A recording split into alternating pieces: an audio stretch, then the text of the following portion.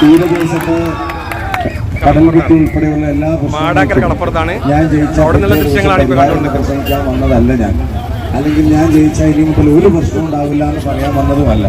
പക്ഷെ എന്തെങ്കിലും ഒരു പ്രശ്നമുണ്ടെങ്കിൽ അത് കേൾക്കേണ്ടവരെ കേൾപ്പിക്കാനും പറയേണ്ടവരുടെ മുമ്പിൽ പറയാനും, ആ പ്രശ്നം നിങ്ങളുടെ മാത്രമായിരിക്കില്ല.